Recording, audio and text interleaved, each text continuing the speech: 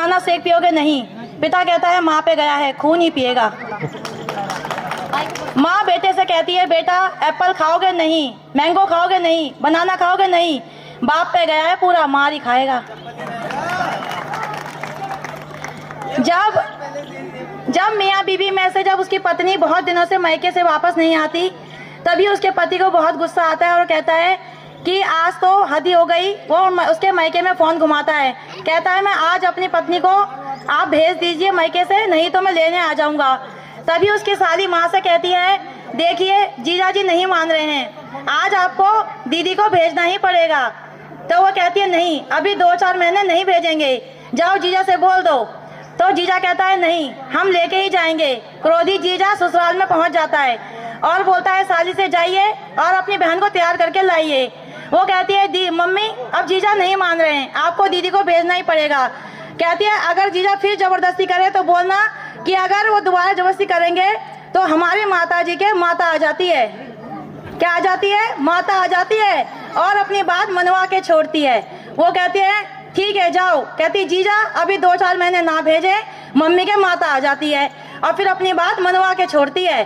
तो उसने कहा चलो हम भी देख लेंगे, माता आया देवा आया देवी, देवी आया देवा, आज हम भी देखते हैं। वो कहता है बेटो अपनी बेटी को भेजिए। इतने में माता जी आ जाती बाल खोल के, माता आ गई ना जाने दूं, माता आ गई ना जाने दूं। बेटा जवाई भी आ जाता है, भैरव आ गया लेके ही जाएगा, भैरव आ गया लेके ही जाएगा। जब मेरी शादी होने वाली थी तो मेरी माता जी ने बोला, उम्र काफ़ी हो गई थी, कि गाय को अपने सींग भारी नहीं होते, हमेशा ये कहती थी।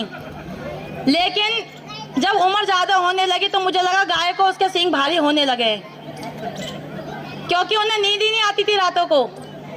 तब मैंने भी एक दिन माता का पूरा श्रृंगार लेके संतोषी माता के मंदिर में गई और सीढ़ियाँ चढ़ी और बोला हाँ माता आज खुश तो बहुत होंगी तुम, जो आज तक कभी भंडारे की लाइन में नहीं लगा, जो कभी भी कहीं जगह नहीं गया, आज वो माता के मंदिर गया है, बदले में कुछ तो चाहता होगा। और हकीकत है उसके हफ्ते भर में ही मेरी सगाई हो गई। मतलब इतना माता रानी सुनती भी हैं अगर आप सच्चे मन से मांगो तो। एक दंपति के 7 साल तक कोई पुत्र या पुत्री नहीं थे, संतान निसंतान थे। तभी वहाँ एक बाबा आए और उन्होंने देखा कि ये तो निसंतान है, बोता पुत्री आपकी शादी को कितना विवाह हो गया है। उन्होंने कहा महाराज 7 साल हो गए और एक भी संतान नहीं है। उन्होंने कहा कोई बात नहीं, मैं बद्रीनाथ जाके आपके नाम का दिया जलाऊंगा। तभी वो 10 साल के बाद उस दंपति के घर आता है तो देखता है वहाँ 10 संतान की किलकारियाँ गूंज रही थी। वो बहुत खुश होते हैं, अरे वाह वाह वाह क्या बात है। कहते हैं पुत्री आपके पति कहाँ हैं? जी वो बद्रीनाथ गए हैं दिया बुझाने।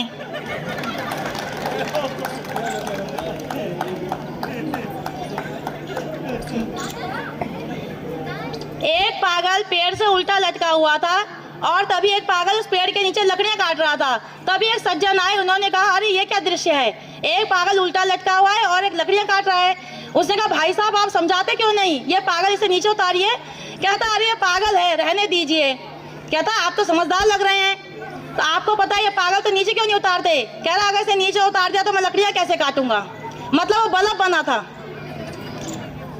और एक जगह सभी पागल नाच रहे थे और एक पागल शांत बैठा था। डॉक्टर ने सोचा लगता है ये पागल मेरी दवाई से ठीक हो गया है।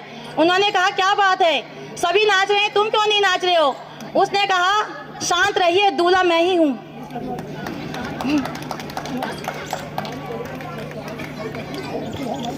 अब मैं आपके सामने एक पहाड़ी सॉन्ग फिर एक कॉमेडी सॉन्ग सुनाऊंगी।